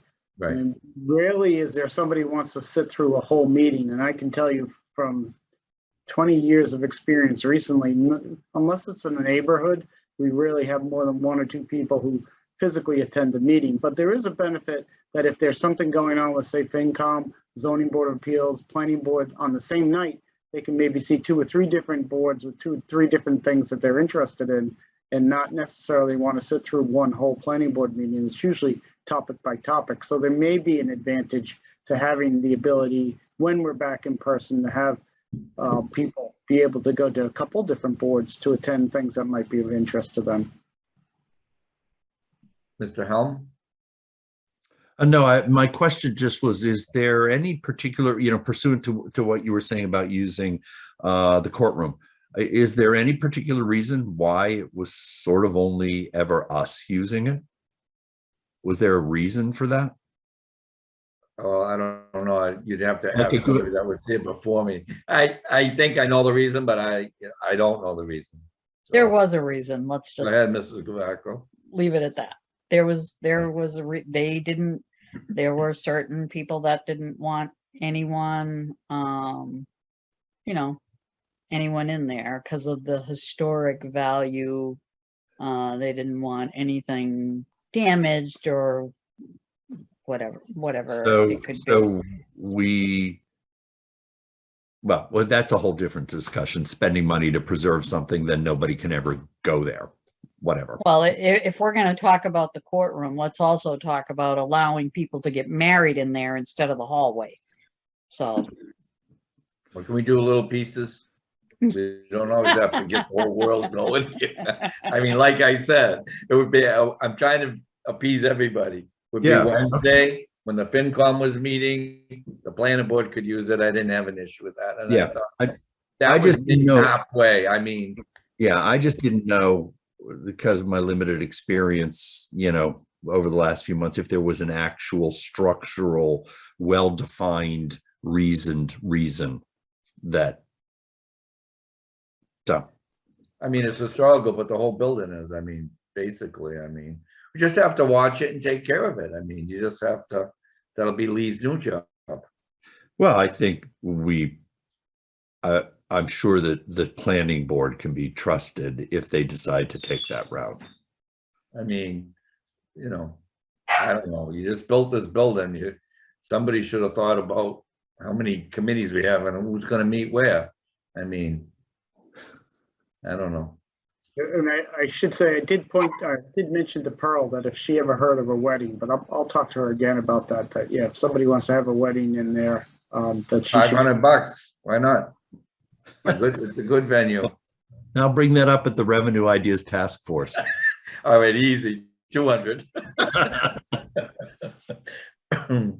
So, alrighty, so I know it couldn't be before March. That I know, Harry, and I think that was from PAC TV, but I Okay, guess, all right. could you report back to us, Lee? Yep. Give you a little time and you come back and try to get this settled. Yeah, I need to take some time to talk to the board, planning board about it. It's not just, unfortunately, it's not like top of my list right now. But with Derek coming on board, that should give me some time to look at some of these other things that have been just kind of hanging out there. No problem. Okay. I mean, we have been talking about it for like a year. Well, that's why I want to just get it over with. You know what I mean? I know. Really? So, yeah. No, just We got, FYI, Chris yeah. Bedos. Because I know last week when I was watching it, they said that they would, I guess maybe they said at their next meeting, and I just assumed that it was tomorrow. So, I mean, what happens in the meantime? In the week before they Yeah, meet? Nancy Gantz reached out to me and they're meeting on the 23rd next, not tomorrow night. Okay, so we're going to be keeping the mask mandate for public buildings in place for another week. Is that what's working out here? Lee, your thoughts on that one? I'm sorry, I was looking at an email from the Board of Health, so go ahead. What was that? Well, it turns out that their next meeting is not tomorrow night. Yeah. And so I guess I misinterpreted from their meeting last week when I was watching. They said, you know, maybe they didn't say next Wednesday. They may have said next meeting, and I just figured they meet weekly. Yeah, no, it's the 23rd. So I mean, if you can go into a grocery store or any other place and it's a mask advisory, there's no reason why they can't come into a town building, whether, I mean, with or without a mask now. I mean, we have to remember, this is the people's property. It's not our property. So I think you should just make it advisory, just like everywhere else. And then if they have a problem with it, maybe, I mean, do you really want to wait a week? I don't think I want to wait a week. How many emails have you gotten about the mask mandate in town hall or you know, town buildings? I've gotten quite a few. So I don't know how we would go about that, if we would go about that, Mr. Chairman. I'm not 7 sure, days but don't bother me, but it's the wish of the board. I don't have any emails like you have, Mrs. Kabako. I've gotten a few, well, not emails. Well, I have gotten some, but not to town buildings, Harry. I mean, it's an advisory. I mean, it's up to the board, whatever the board wants to do. I think we've been down this road though, isn't it the Board of Health? Yeah, it is. I mean, that's why I say, I don't think we really want to get into the middle of this board trying to do something that's under the purview of the Board of Health. You know, previously, this board set up a mandate in town hall, and they could do that without the Board of Health because it's town building. But in this case, the mandate was set by the Board of Health, not by the selectmen this time. So for it to be removed, they need to do it. I mean, we can, I suppose, I don't know what would happen if we just say, okay, we're gonna ignore the Board of Health's regulation. Well, so, I mean, I'm a little confused, Lee. You do understand that a few weeks before the Board of Health passed theirs, the Select Board put Right. one in place. So we, you know, well, I guess you're I guess you're right. I mean, we can remove ours, but it won't be, it has no effect. But the only thing would be is that for that week, and maybe it doesn't matter at all, maybe this is just splitting hairs, for that week, it would no longer be in our purview. It would be totally on the Board of Health. Correct. And I do understand that there's some issues around enforcement at the various buildings that are causing some concern. But that would still continue, but we would shed any responsibility for it, if you know what I mean. And again, for me, it just creates a little bit of confusion where you have one board says you don't need to wear a mask and the other one says you do. And then what happens if we start getting complaints from individual employees or residents who say, my fellow workmate is not wearing a mask, and that person says, well, I don't have to. The selectman said I don't have to, but I have to try to then explain to them that the Board of Health still says you have to. It's just unnecessary. That's why I think concurrently is the best way to go. And maybe convey to the Board of Health that the selectman's preference is to remove the ban too. And we can, you know, I'm getting texts from them now, so I know they're watching. So I think they know what the preference of the select board is. All right. Thanks, Lee. Okay. Yeah. All righty. Chris, is there anyone wishing to speak on the public comment? Yes, there is. Okay, would you please? Rowley is on his way in. Okay.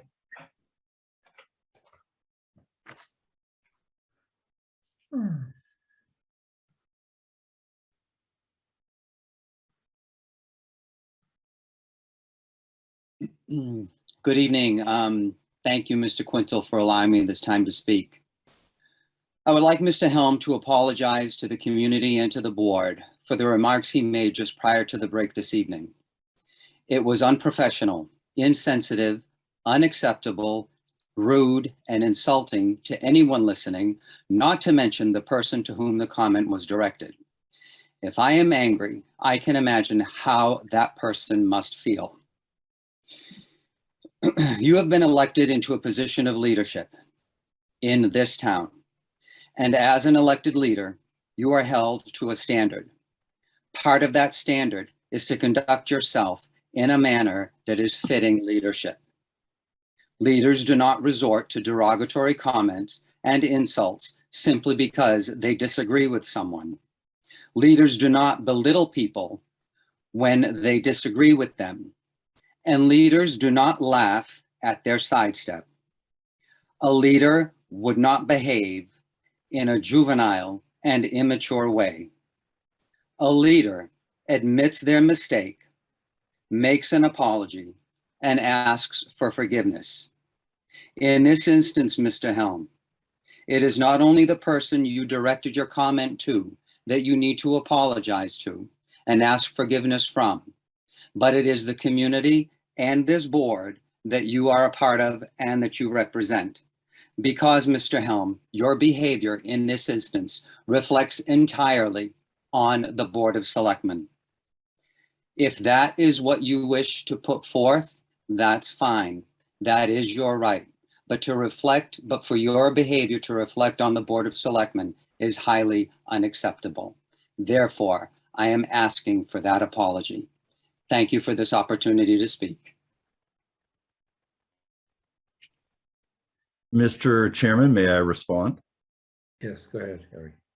Mr. Zuparoli and residents of Plymouth, I do apologize for that comment. It was a mistake, obviously, on many levels, not just a mistake in not realizing there was a hot mic, but a mistake in sentiment. And I do apologize to the person that I was speaking of. And most importantly, I apologize to the residents of Plymouth, the folks watching who heard that comment, and of course to the Board of Selectmen. I do take my position of leadership very seriously, Mr. Zuccaroli. For all of the reasons that you stated. So I convey my apology in that manner. And that is my statement of apology. Not necessarily a statement to you, Mr. Zuccaroli, but a statement to the entire community. Thank you. And on behalf of the community, thank you. Absolutely, Mr. Zuccaroli. Mr. Chairman, Yes, Mr. Bledsoe. as a select board member, Harry, I accept your apology. And I know that you're better than that, and it was just a mistake. And so, I forgive you, and I know this won't happen again. So on behalf of myself, I think I speak for the board too, I accept your apology.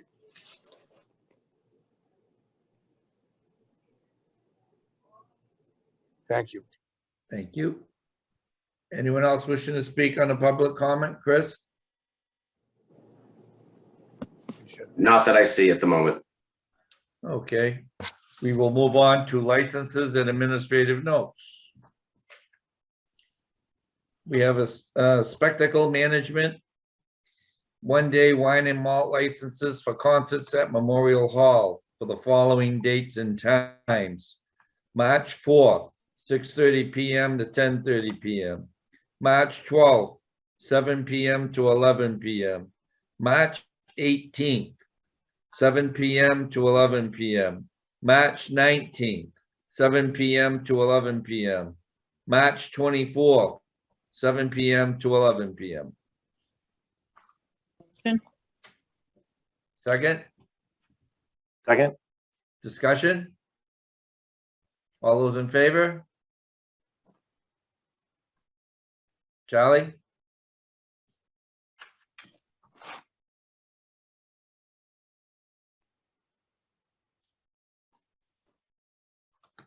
Charlie, can you hear us?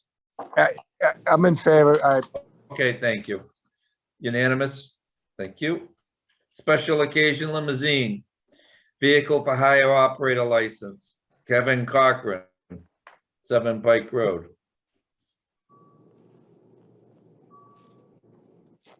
So moved? Do I have a second?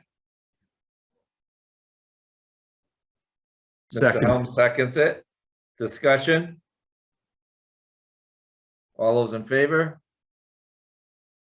Aye. Unanimous.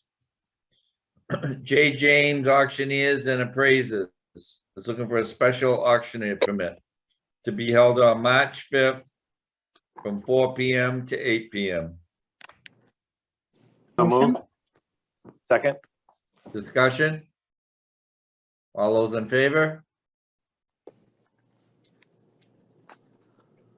Aye. Unanimous. Moving on to administrative notes, we have 2. Any questions or comments on administrative notes? If not, I'll wait a motion. Motion to move as a group. Second. Second, discussion? All those in favor? Aye. Unanimous. Committee liaison reports, designee updates. Old business. Letters. New business. Mrs. Cavaco. Yes, and I know this is not really under our jurisdiction, but I received a question as to why I guess there's a special education, virtual, well, there's a meeting for special education, parents, and the school is not offering the virtual option for these parents, and I've gotten a couple of messages. I could send them along to the school committee, but I believe that in this time that we're in, whether it's COVID or whatever else, I mean, we know that, virtual meetings are better for some folks. And I think whether you're on the town side, whether you're on the school side, wherever you are, we should be offering this type of hybrid for our residents. So I don't know, Mr. Chairman, if you'd like to reach out to the school, I can forward you the information and maybe have a question. But I know a couple of these parents are pretty upset about it. They want to go to their meetings virtually. They don't want to go in person. And I believe that we should be able to offer that throughout town and school. Are you talking about school committee meetings or teacher parent meetings? No, this is a special ed presentation for special ed parents of children. So I'm just wondering if there's, if we pass along the message or if there's something you'd like me to do, or if you'd like to do. Well, I think we just pass on the message to the chairman of the school committee or the superintendent, whoever. Okay. And just don't really, because the only reason I asked you the question I asked you from sitting in the negotiations that I've been into, that's a contractual agreement on the parents meeting with the teachers. So, it's been brought up and it's been heavily, debated on both sides. So I just don't want to go places we really don't have jurisdiction, I guess. Right. And I Places we appreciate don't the belong. concern. I appreciate your opinion, but I think we should pass it on to the school and let them do their stuff, Okay. I will do that. Anything else under old business or new business, I should say? Seeing none, motion to adjourn, Motion? second. Okay, that being said, have a good evening, everybody. Thank you for Aye. watching, and we'll see you next week. Have a good one, everyone. Stay healthy.